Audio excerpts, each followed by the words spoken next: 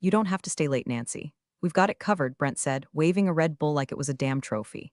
He was 27, smelled like Axe body spray and wet drywall, and had just been named lead infrastructure engineer. My title? Still senior systems specialist, a name they cooked up back when I was duct taping the back end together with baling wire and Stack Overflow at 3 a.m. At 9:17 p.m. that Tuesday, I was elbows deep in legacy server rot while Brent was bragging to the board over old fashions, using my architecture diagrams like they were his baby's first crayon drawings. The best part? I'd written the damn documentation in a shared drive labeled "Read Me, morons." Guess they actually did. The system audit was failing. Again, vulnerabilities like Swiss cheese. And the CTO, Clay I had a startup once morely, hadn't touched a single terminal in 3 years. He'd copied my designs into his pitch deck last quarter, then told the board he personally refactored the architecture to be cloud native.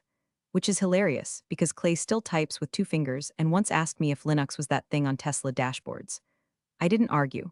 I patched the container isolation flaw, rerouted the failing cron jobs, and left a note that said, "All yours, sir," in the commit comments, just subtle enough to be ignored, just bitter enough to taste. By the way, if you're still listening and haven't hit subscribe or like yet, well, you're basically Brent, and nobody wants to be Brent. It seriously helps the team, and who knows, maybe one of these stories will save your bacon someday. Anyway, I was done being surprised.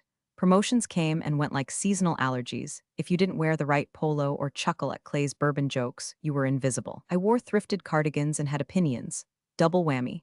That night, instead of crying in the elevator or rage buying a punching bag off Amazon, I did something much better. I started documenting. Everything. Not for HR, they wouldn't care. Not for revenge yet, just for truth. Screenshots of emails where Clay took credit for system hardening I did during a holiday outage. Git logs with my timestamps. Slack messages where Brent asked me what DNS even stood for.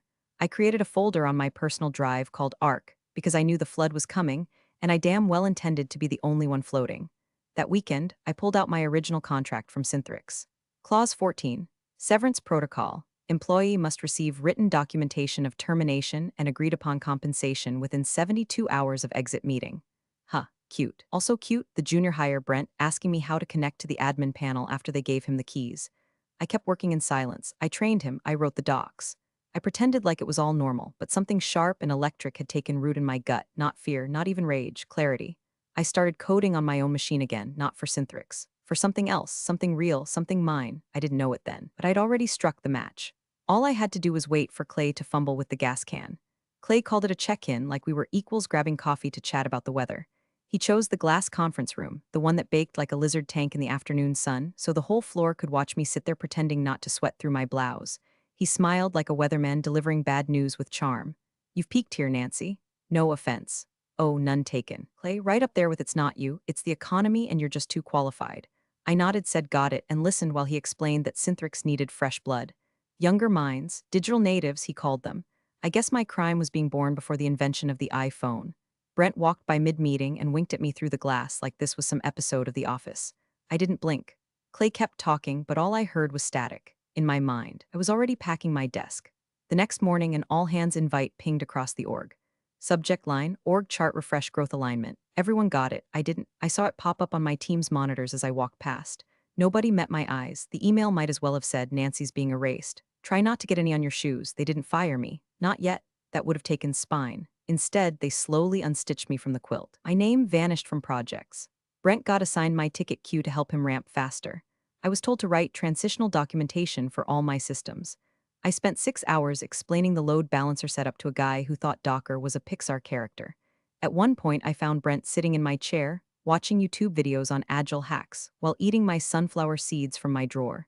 He looked up and said, "You show me again how the cron jobs sync with the third-party API?" I smiled, of course, and I did. I showed him everything, slowly, clearly. With just enough rope, HR pretended to be busy. My manager, Suresh, who used to ask me for help fixing his printer, now avoided me like I was contagious. I walked into his office one afternoon and he actually minimized a spreadsheet with my name on it. I didn't ask. I didn't need to. The layoff train had left the station and I was tied to the tracks with branded zip ties. That night I went home, poured a glass of wine, and opened the ARC folder. I pulled up the contract. I hadn't looked at it in years, buried deep in my old Yahoo inbox next to coupon spam and security alerts. But there it was. Paragraph 9, subsection B. Employee termination shall include full severance documentation and payment within a 72-hour period following formal notification. We were on day 5 since Clay's little sunshine speech. No paperwork, No severance terms, just a lot of awkward hallway smiles and suddenly forgotten invites. They thought they were being clever, drawing it out, softening the blow, making me too tired or too scared to ask questions. What they didn't realize is that being invisible doesn't mean you're powerless. It just means they stopped watching. I started printing screenshots, timestamps, calendars, internal memos that had the word restructure dated before my check-in. My printer was spitting out receipts like a Vegas slot machine, and somewhere in the back of my mind, something cracked open. A memory of an article I'd skimmed a month ago, new labor laws, employment clause amendments, something about severance delays triggering legal loopholes. The kind of thing Clay wouldn't know about until it bit him in the ass. I smiled as the last page dropped into the tray. Because the truth was I hadn't peeked, not even close. They were just too short-sighted to see the mountain underneath them. And the avalanche already rolling. My final day at Synthrix started like any other. Stale coffee, lukewarm pity from coworkers, and Brent accidentally deleting a staging database he thought was just a backup. Classic, they didn't even give me a send-off. No card, no sheet cake in the break room, just a 2:15 p.m. wrap-up meeting on the third floor with Clay, HR, and a plastic plant wilting in the corner like my last 3 years of loyalty. Clay leaned back in his ergonomic chair like a man who thought he'd won. His fingers laced behind his head, thumbs brushing the bottom of his thinning hairline. Just want to remind you, Nancy, your contract includes a non-compete, he said like it was a mic drop. You don't touch a keyboard for a year. That's the game. I smiled, got it. Then I reached into my bag and placed a small black thumb drive on the table. Labeled in Sharpie, final configs, fully encrypted. No passwords given. Oh, I added casually, you'll need Brent to decode that. Should be fun. Clay blinked. HR cleared her throat like she wanted to die. I stood up and walked out before anyone could say another word. I made it to my car before my hands started shaking, not from fear, from restraint. You can only fake calm for so long before your body calls your bluff. But I didn't cry. I didn't scream. I didn't even check my inbox for the severance docs they promised would be processed immediately. Instead, I drove to a diner I liked, Greasy Booth. Strong coffee, waitress named Darlene who knew not to ask questions. I pulled out my folder, opened my laptop, and started my count. Day 0, verbal termination. Day 1, exit interview. Day 2, silence. Day 3, radio static. Day 4, HR finally calls. We're so sorry for the delay, Nancy. It's just been busy on our end. Clerical stuff, you know? I told her I understood, because I did. I understood exactly what they were doing. Deliberately dragging their feet, counting on me to be too exhausted or confused to notice the clock ticking past legal limits. What they didn't count on? Me calling a lawyer. Quietly. His name was Raphael. I found him through a whisper network of burned tech women who'd been left bleeding out in HR conference rooms. He sounded like he'd just finished a cigar and a chess match when he picked up. Send me your contract, and the emails, especially anything with the phrase reorg or transition. I'll call you in the morning. He called back an hour later, so he said, I have good news and hilarious news. Hit me. The good news, there's a new statute, just passed in the state legislature last quarter. Companies that fail to issue severance documentation within 7 calendar days of termination lose the right to enforce non-competes. Retroactively. I blinked. Wait, what? You heard me. It's designed to protect employees from exactly this kind of passive-aggressive purge. If they screw up the paperwork, they lose their fangs. Your countdown started the day Clay told you've peaked. You're on day 8 now, and the hilarious part, they're still trying to enforce the clause. Sent you a cease and desist yet? Not yet, they will. Let them. Then we pounce. I sat there in the parking lot, watching the sun crawl behind the clouds like it knew a secret. My phone buzzed. Email from HR. Apologies for the delay. Please find attached your severance terms. Timestamp 4:42 p.m. Day 8. I didn't open the file. I just forwarded it to Raphael with one line. Too late? He replied 5 minutes later by a mile. I leaned back in my seat and closed my eyes. They thought they'd muzzled me. They thought I'd stay quiet, locked in the purgatory of their paperwork. But all they'd done was break their own leash. It started with a group text on a Saturday night. 3 ex-Syntrix devs I hadn't heard from in months, dropping into my phone like ghosts from a better timeline. Yo, still up for that side project? We just need your brain for the skeleton build. Name's Project Fennel now. Don't ask, I didn't. I just replied with a thumbs up in a zip file. I wasn't stupid. I didn't touch Syntrix code, not one line. I used my own machine. An old ThinkPad I kept at home, never connected to the Office VPN, never synced to company anything. My Git commits were timestamped at ungodly hours, logged in a private repo under my personal email. Weekends, late nights. After Brent had gone home to drink Coors Light and fantasize about keynote speeches he hadn't earned. What I contributed to Fennel was simple but crucial. A scalable data pipeline model I'd been sketching for years, one that Syntrix refused to implement because we can't sell invisible improvements. Clay said that once, straight-faced, while reading a Forbes article upside down. Project Fennel didn't just like the design, they built on it. 2 months after I was reorganized, they got seed funding, serious seed funding. Enough to hire, enough to launch. And just like that, my name was on their advisory board. It wasn't even formal, just a blurb on the site. Architectural consultant. A nod, a thank you, but to Synthryx, it was war. 3 days after the site went live, I got a thick envelope in the mail. No return address, no salutation. Just 10 pages of legal bark dressed in Time's New Roman armor. Clay's signature was stamped on page 2, right under the bolded headline, Cease and Desist Violation of Non-Compete Clause. Letter accused me of willful and malicious engagement in a competitive enterprise and unauthorized transfer of intellectual property. The irony? They couldn't even spell architecture correctly in the body of the complaint. I didn't panic. I didn't even finish reading it. I scanned it once, tossed it on my kitchen table, and opened a bottle of orange wine my cousin left last Christmas. It tasted like bad decisions and citrus regret, but it did the job. Next morning, Raphael CC'd me on his response. Subject, cease and desist Nancy Raines, dear counsel. Thank you for your letter dated insert desperation timestamp here. We are happy to clarify all relevant timelines. Miss Raines' contributions to Project Fennel were completed exclusively on personal time, using personal equipment, and all prior to the termination of her employment at Synthryx. Given that your client failed to meet the legal requirements for severance delivery under State Statute 214.9b, the non-compete clause referenced in your complaint is now null and void. Please advise your client to consult their calendar and their compliance department. Warm regards, Rafael V. Alvarado Legal. I read the email 3 times and laughed so hard I choked on my toast. The line about the calendar. Chef's kiss, a week passed, then 2, no reply. Just silence from Synthryx, like a drunk uncle who picked a bar fight and suddenly remembered he's never won one. Meanwhile, Project Fennel took off like a bonfire in a dry forest. People were talking. Investors were nosing around. I got a call from a startup journalist who wanted a quote. I declined. No need to shine a light where shadows still worked better. But the tension shifted. You could feel it. Like the air pressure dropped inside the Synthryx bubble and no one knew why their ears were popping. I wasn't hiding. I just wasn't performing anymore. They thought they'd buried me under fine print and NDAs. But I had something better than vengeance. Documentation. Raphael called me on a rainy Tuesday. I was in sweats, drinking tea that tasted like boiled dirt when his voice came through the speaker like it always did, casual, surgical, slightly amused. They're suing. I didn't flinch for what exactly? Breach of non-compete. Again, now they've added interference with investor relations to spice it up. Real desperate energy, I chuckled. Did they forget we already clarified the dates? Oh, they remember. They're just hoping we blink first, but I wasn't blinking. The next day, Raphael's team hit back. Hard, formal discovery request. All internal Synthryx documents related to my termination, emails, calendar invites, Slack messages, the timestamp on the severance letter, even the draft history if they had it. The goal was simple: prove the delay, show the gap, let them bury themselves under their own metadata. Clay naturally started stonewalling. Their legal team filed for extensions, claimed IT complications, said things like we're having trouble accessing historical comm logs, the usual fog machine nonsense. But they filed the lawsuit anyway, thinking pressure would make me fold. Must have thought I was scared. Maybe they pictured me alone in some apartment, fretting over court costs, begging them to settle. I wasn't. I had Raphael, a Google Drive full of receipts and time, lots of time. We built our strategy like code, clean, modular, bulletproof. The key, timeline. Every motion we filed, every question we prepped for deposition, it all orbited around one thing. When exactly was Nancy Raines fired? Because that answer, the answer, would snap their whole case in half like a dry stick. See, it's not enough for a company to say they fired you. They have to prove it with documents, with dates, with an actual timestamp, not just corporate mood swings and whisper campaigns. And we knew they didn't have their ducks in a row. How? Because HR had already shown their cards in that apology email. Sorry for the delay, Nancy.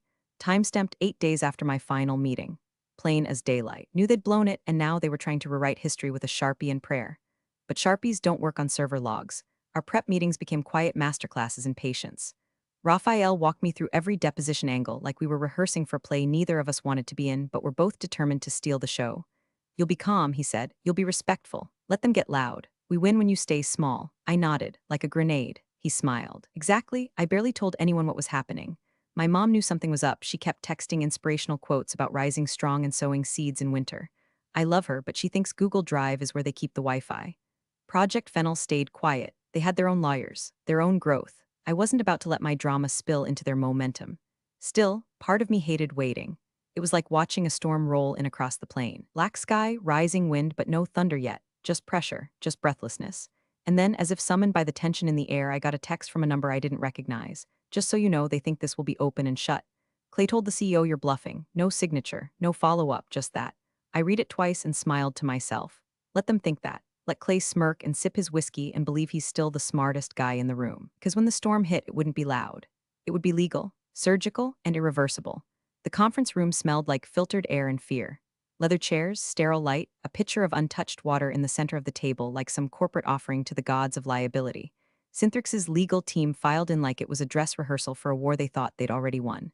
Clay came in last. No tie, just that smug business casual blend of confidence and cologne, like he was expecting to slap this down in an hour and still make his tea time. He gave me a nod across the table, a silent nice try in bro speak. I nodded back, didn't blink, didn't smile, just tapped the side of my notebook once and waited. Opposing counsel, some firm Syntrix paid a small fortune to wear cufflinks and pronounce precedent like it came with garnish, started by laying out their version of events. Clean narrative, polished timeline, all very curated until discovery kicked in.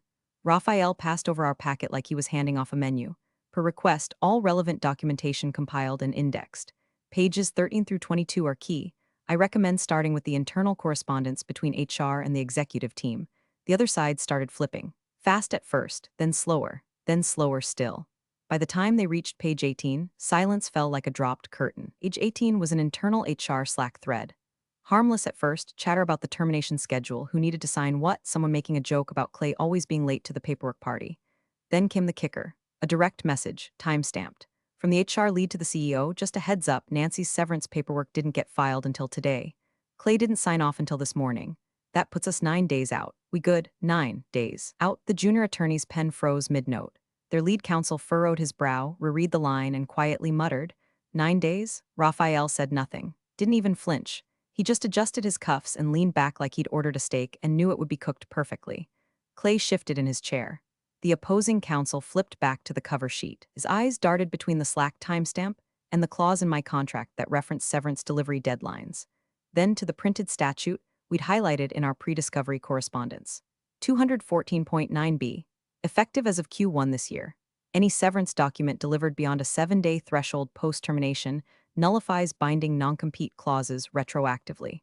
The man stared at the page like it had personally betrayed him. When exactly, he asked, eyes still down, voice tight, did you inform Miss Raines of her termination? Clay opened his mouth, closed it, then chuckled like this was just a bureaucratic mix-up. Well, verbally, I suppose, during that check-in meeting. I mean, that wasn't technically, was there an email? Not right away. A letter? Clay cleared his throat.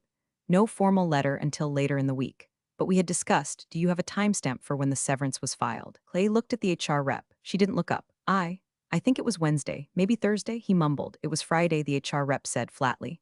Day 9, Raphael said, finally breaking his silence like he was correcting a bad Sudoku answer. No raised voices, no slamming fists, just silence thickening like wet concrete. I sat still. Eyes steady, no gloating, no emotion, just the faintest tilt of my head, letting it all land. Cracks started to appear in Clay's calm.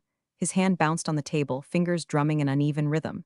He whispered something to the junior attorney who just stared ahead, white as printer paper. The opposing counsel closed the folder slowly. Let's take a short break, he said, not a suggestion, a lifeline. As they filed out, Clay hesitated, looked back at me like he wanted to say something clever. I beat him to it. I told you I got it, I said. And then I looked away. Because the shift had already happened, and the storm was no longer mine to carry. The recorder beeped twice. Red light on. Everything officially on the record. Deposition of Nancy Raines regarding case number 50873 Syntrix Solutions versus Raines, held in the offices of Alvarado Legal, 10:02 a.m., recorded under state jurisdiction. I adjusted my collar, sat up straight, and folded my hands. My lawyer Raphael sat beside me, calm as a monk, pen uncapped but untouched. Across the table, Syntrix's legal team rearranged papers they no longer believed in. The energy had shifted, no more smug certainty, no more tight smiles, just a waiting room for disaster. Opposing counsel, Mr. Gilchrist, cleared his throat. He was a gray suit kind of man, polished, seasoned, paid to stay unshakable, but even his fingers trembled slightly as he held up the statute printout. I'll now read into the record the section of the current state employment statute that governs enforceability of non-compete agreements post-termination, effective as of January 1st of this year. He began slowly, like he was reciting scripture he didn't want to understand. Section 214.9b. In the event that an employer fails to deliver written severance documentation within a period not exceeding 7 calendar days from the date of employment termination pause. His eyes flicked up toward Clay. Then any pre-existing non-compete clause included in the employee's contract is considered void and unenforceable, retroactive to the employee's exit date. Silence. The kind that rings. The kind that makes grown men sweat under air conditioning. He stared down at the page like it had insulted his mother. Then, slowly, deliberately, he looked up at Clay. I want this clarified for the record, he said. Mr. Morley, when exactly did you terminate Miss Rains? Clay blinked. We had a meeting. I mean, it was more of a restructuring discussion date, please, Gilchrist interrupted. I believe it was the Monday before last. Gilchrist raised an eyebrow. And the severance paperwork was submitted when? Clay shifted in his chair. Well, we processed that by the end of the week, if I recall. The HR rep who hadn't spoken all morning corrected him without lifting her head. It was submitted the following Friday. A beat, Gilchrist narrowed his eyes. So, 9 days later, Clay looked at her, then at me, then at the conference table like it might offer answers. Apparently, he muttered. Gilchrist's mouth pressed into a flat line, and he said something I wasn't expecting. Something that would become the hinge point of the entire case. He reread the statute's final sentence under his breath. Then, louder this time, void and unenforceable, retroactive to the employee's exit date. He paused again. Then, with his jaw tight, he turned to Clay and asked Mr. Morley, when exactly did you fire her? Clay opened his mouth, closed it, opened it again. Well, you didn't send formal notification until later, but you informed her verbally 9 days before the paperwork. Yes, but then per your own admission and your own internal communications, your company violated the 7-day limit. Clay tried to recover. This seems like a technicality. Law is technicality, Gilchrist snapped, voice harder than anything I'd heard from him before. You had one job, 7 days, and you blew it. Across the room, one of the junior attorneys quietly closed her laptop. No one else moved. Clay looked around for help, found none. The HR lead was staring at her fingernails like they'd just become deeply fascinating. Another lawyer typed something without looking up. I didn't say a word. I didn't need to. Because for the first time since this circus began, it wasn't me under the microscope, it was them. Gilchrist rubbed his forehead. We're going to need a recess, he muttered. Raphael nodded, cool as ever, of course. The court reporter stopped the recording, red light off. And in that tiny, sacred window between silence and motion, I caught Clay looking at me. Searching for something, mercy, maybe, or understanding, or an escape hatch that no longer existed. I met his eyes. I didn't blink. I didn't gloat. I just let the moment land, heavy and final. Because vindication doesn't need a victory speech. Sometimes all it takes is the truth, read aloud, by their own damn lawyer. By the next morning, the lawsuit evaporated like it had never existed. No formal apology. No dramatic email thread. Just a quiet withdrawal notice filed through the court's electronic portal at 7:46 a.m., buried under jargon and legal footnotes. Synthryx's signature was there, right beside the line that read plaintiff voluntarily dismisses all claims with prejudice, legal equivalent of slamming the door and pretending you meant to leave anyway. Raphael forwarded it to me with a subject line that just said, and that's breakfast. 24 hours earlier, they'd been ready to bury me in cease and desists and NDA threats. Now, gone, poof, like a magic trick done badly, and the cracks widened fast. Clay naturally started throwing elbows. HR was his first scapegoat. He told the board it was their delay, claimed he gave verbal approval and that the chain of execution fell apart below him. Executive speak for it's not my fault, the peasants fumbled. What Clay didn't know, what no one ever seems to understand, is that when you treat people like disposable parts, they stop keeping your secrets. 2 hours after the lawsuit was dropped, an anonymous Dropbox link landed in Raphael's inbox. No message. Just a file labeled Clay Approval Delay MSG. It was a full internal email thread from Synthryx HR, forwarded and compiled with timestamps. In it, Clay explicitly told HR to hold off on sending Rain's severance until I've reviewed her exit interview transcript, adding we need to protect ourselves if she acts out. The kicker? The email was dated the day after my termination conversation. He delayed it, willingly, purposefully. His signature sat on the digital desk for 9 days while I was in limbo. Within hours, that email leaked. First to internal Slack channels, then to someone on the board, then to an inbox at Insider Tech, a mid-tier blog hungry for HR drama with a side of startup blood. Headline dropped that afternoon, Synthryx legal scandal. CTO's signature delay triggers lawsuit collapse. That was the beginning of the end. Investors started calling, not gently, not privately. Public calls on shareholder forums, demands for transparency, mentions of fiduciary negligence. One even dropped the phrase failure to disclose internal liability risk. VC for we trusted you and now we want your head. By Thursday, Clay was no longer on the executive calendar. By Friday, the company issued a one-line internal memo. Clay Morley will be stepping away from Synthryx Solutions to focus on his health. That's corporate code for, he got pushed so hard his soul dislocated. I didn't celebrate. Not really. My team, what was left of it, texted me champagne emojis and gifs of fireworks. Someone even sent me a screenshot of Clay's LinkedIn bio being edited in real time. Former CTO turned strategic tech advisor, then just technologist. Then it vanished altogether. And while the vultures picked over his carcass, my inbox lit up with something else entirely. An email from Covenant Point Ventures. Major player, They backed Fennel's second round. People who normally wouldn't give me the time of day unless I was wearing a founder badge and standing under a spotlight. Subject, we believe you're owed a conversation. No pitch deck requested. No strings. Just a line at the bottom that said, we've been watching. Let's talk. I forwarded it to Raphael with a smiley face. He replied, told you. Still, I didn't dance in the ashes. I closed my laptop, packed up my files, reorganized my folder labeled ARC into subfolders titled Covenant, Fennel, and Next. Because while everyone else saw this as an ending, me finally free, Clay finally dethroned, I knew better. I wasn't done. I hadn't even launched. Launch day didn't feel like launch day. It felt like Tuesday. No countdown, no confetti. Just a quiet hum of nervous fingers typing last-minute commits, Slack channels buzzing like electric bees, and someone cursing because the homepage favicon wouldn't render on Safari. Classic. But when Fennel's new platform went live, streamlined, bulletproof, faster than anything Synthrix ever touched, it was mine. Not legally. Foundationally. The codebase bore my fingerprints. The architecture? Lifted straight from the notebooks I'd filled during lonely midnight shifts Clay once called non-billable distractions. Now it was powering real-time compliance automation for 4 major clients and counting. My name sat clean on the founder slate, not buried in legalese, not shuffled under some special thanks section. Top row, co-founder, architectural lead. No one could steal that anymore. That same morning, a blog post started trending on LinkedIn.